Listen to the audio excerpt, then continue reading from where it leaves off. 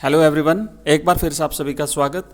ये है अपना मॉडल पेपर नंबर 5 और मॉडल पेपर नंबर 5 में अब जो अपन डिटेल में तो नहीं देख पाएंगे, शॉर्ट में देखेंगे अपन, लेकिन मैं आपको कंप्लीट पेपर दिखा दूंगा। और जो जो क्वेश्चंस है इसमें सारे आप ढंग से देख के जाइएगा। हो सकता है आपके एग्जाम में इसमें से आएंगे, जरूर आएंगे, क्योंकि हमने बहुत ही इंपॉर्टेंट क्वेश्चंस इसमें शामिल किए हैं। और छठा पेपर जो मॉडल पेपर है बच्चों, मैं कोशिश करूँगा मॉर्निंग तक अगर मैं दे पाया तो आपको जरूर डाल दूंगा, आप लोग उसे भी देख लीजिएगा। चलिए शुरू करते हैं। देखो मॉडल पेपर 5 में ये जो अनसीन पैसेज है सेक्शन ए में, आप इसे पढ़ लेना।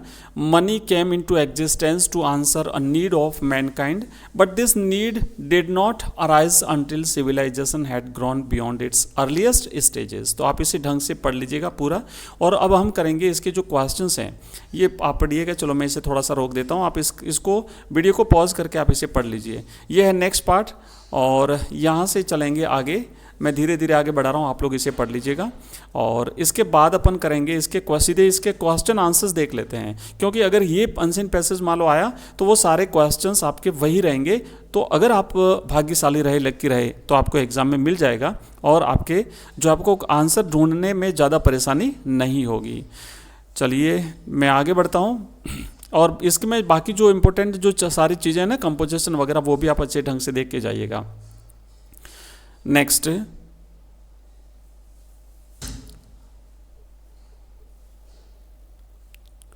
और अभी थोड़ी देर बाद अपनी लाइव क्लास रहेगी, आप लोग सभी ज्वाइन करिएगा। इंग्लिश की अपन लाइव क्लास चलाएंगे। अब ये रहे क्वेश्चंस, मैं एक बार पढ़ लेता हूँ कि why did the primitive man not feel the necessity of money as a means of exchange. कि जो प्रिमिटिव मैन थे, आदिमकालीन जो मानव थे, वो अपनी आवश्यकता के लिए, मतलब वो मनी की आवश्यकता को महसूस क्यों नहीं करते थे। मीन्स ऑफ एक्सचेंज मतलब अदला बदली के लिए वो मनी की आवश्यकता को महसूस क्यों नहीं करते थे, उन्हें पैसे की जरूरत क्यों नहीं पड़ती थी चीज़ें खरीदने के लिए। तो आंसर लिखना है कि the primitive man lived by hunting only for himself and for family और ट्राइब। वो क्या करता था, केवल शिकार पर निर्भर रहते थे, खुद के लिए, अपनी फैमिली के लिए, अपनी पूरी ट्राइब के लिए। स्ट्रेंजर्स वर अवॉइडेड, और अजनबियों को जो है दूरी रखा जाता था, उनसे बचा जाता था। Money and even trade were unnecessary in those days. तो उस जमाने में मनी और व्यापार दोनों की कोई आवश्यकता ही नहीं थी। नेक्स्ट है, this passage mentions 3 stages in the development of human society, mention any 2 stages. तो मानव के विकास की यहाँ पर इस पैसेज में 3 जो है वो स्टेज बताए गए हैं, चरण बताए गए हैं। कोई 2 चरणों का आप इसमें उल्लेख कीजिए। तो आप लिखेंगे कि in the primitive stage man lived by hunting only for himself and his family और ट्राइब।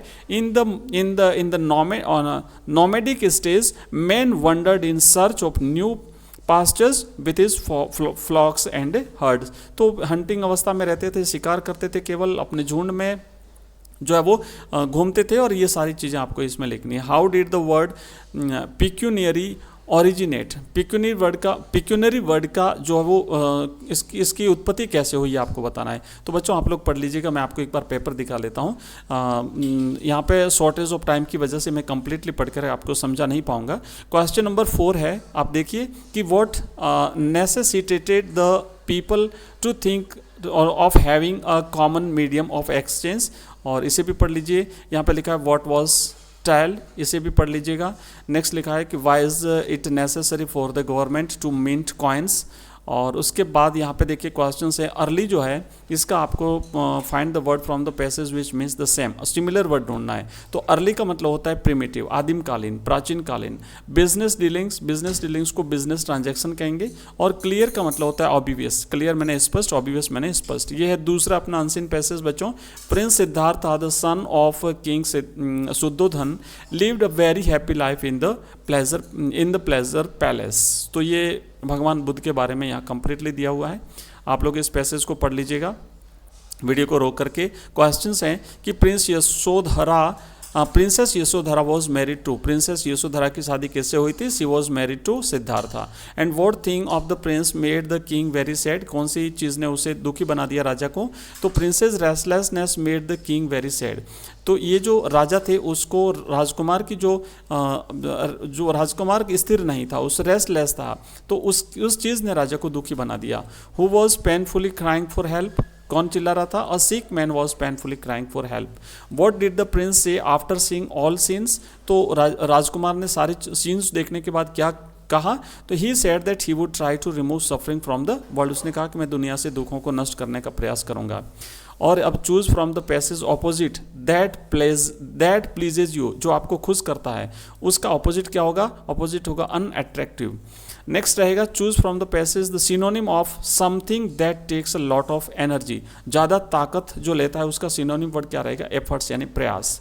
ओके, अब देखिए यहाँ पर एक क्वेश्चन है कि यू आर सुरेंद्र 21, ये आपका एड्रेस दिया हुआ है जयपुर, और ये आपका मकान है आपके पास में। आपको एक एडवर्टाइजमेंट ड्राफ्ट करना है, उसमें आप क्या रहेगा कि आप उसे जो है वो रेंट पे देना चाहते हैं, तो आपका कॉन्टैक्ट नंबर, आपका टेलीफोन नंबर एटसेट्रा आपको सब कुछ लिखना है। तो बच्चों जो हम देना चाहते हैं ना, जो चीज़ हमें किराए पे देनी है, उसके लिए हम टू लेट कॉलम से जो है वो उसको हम यहाँ पे एडवर्टाइजमेंट लिखते हैं। तो हेडिंग में तो आप लोग आपको लिखना है टू लेट, ध्यान रखना स्पेस है बीच में ना, टू लेट ये रखेंगे।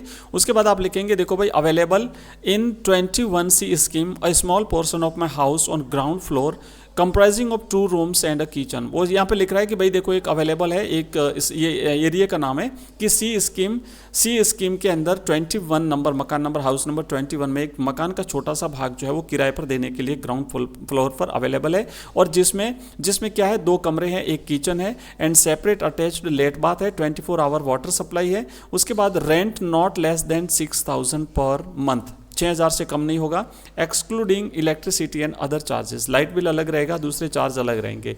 जो भी इंटरेस्टेड है वो इस नंबर पे कांटेक्ट कर सकता है। तो आपको इस तरीके से एक एडवर्टाइजमेंट लिखना है और उसको बॉक्स में बंद कर देना है।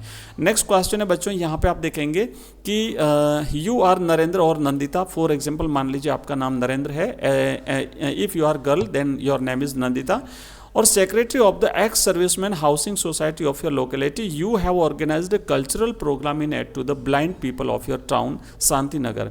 तो आप अपने जो आपका टाउन है वहाँ के जो ब्लाइंड पीपल है उनकी हेल्प के लिए एक कल्चरल जो है वो प्रोग्राम ऑर्गेनाइज करने जा रहे हैं आपकी सोसाइटी। तो आप उसके चेयरमैन है, एक्स सर्विसमैन जो लोग हैं उनके सेक्रेटरी हैं। एक आपको नोटिस फ्रेम करना है। तो बच्चों हमने खूब सारे नोटिस देख लिए, यहाँ पर तो हम लिखेंगे जो संस्था नोटिस को लिख रही है वो संस्था यहाँ पे अपना नाम लिखेगी, और यहाँ पे डेट रहेगी लेफ्ट साइड में, बीच में नोटिस रहेगा, आप यहाँ पे डालेंगे हेडिंग, और फिर जो भी इंफॉर्मेशन है वो आप यहाँ पे लिखेंगे और यहाँ पर अपने साइन कर देंगे नरेंद्र और सेक्रेटरी।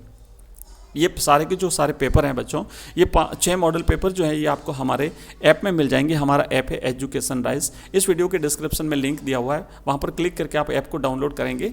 और साथ ही साथ हमारा व्हाट्सएप जो ग्रुप है जिसका लिंक भी इस वीडियो के डिस्क्रिप्शन में दिया हुआ है, आप हमारे व्हाट्सएप ग्रुप को भी ज्वाइन कर सकते हैं। वहाँ पर भी हम कुछ PDF शेयर करते हैं, हमारे वीडियोज़ जो है उसकी नोटिफिकेशन शेयर करते हैं, लाइव क्लास की नोटिफिकेशन शेयर करते हैं, ये सारी चीज़ आपको वहाँ पर मिलेगी।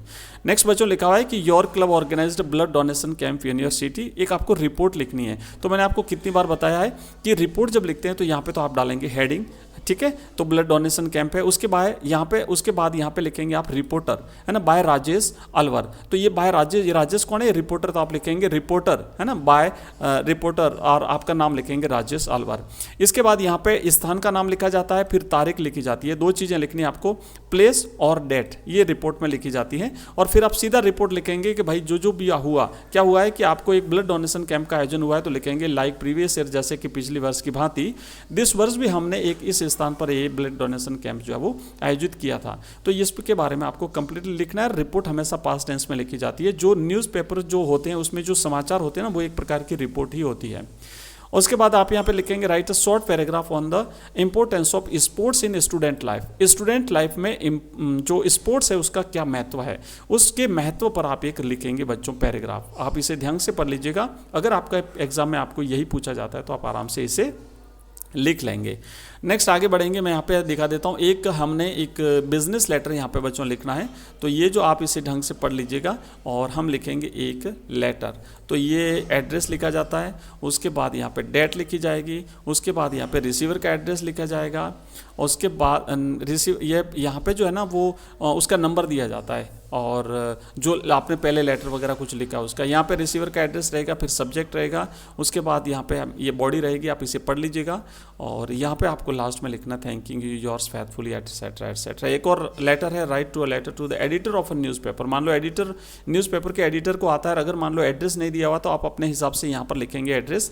यहाँ पे लिखा है एग्जामिनेशन हॉल जयपुर, तो अगर आप कुछ भी दूसरा नहीं लिखना चाहो ना तो ये एड्रेस भी लिख सकते हो इस तरीके से। और उसके बाद एक लाइन छोड़ करके आप डेट लिख देंगे, फिर इसके बाद एक लाइन छोड़ करके लिखेंगे the editor the Times of India Jaipur, और सब्जेक्ट लिखनी है। उसके बाद आपको लिखना है sir I want to draw the attention of the concern authorities, और इस तरीके से आप कंप्लीटली बच्चों ये लेटर लिख देना।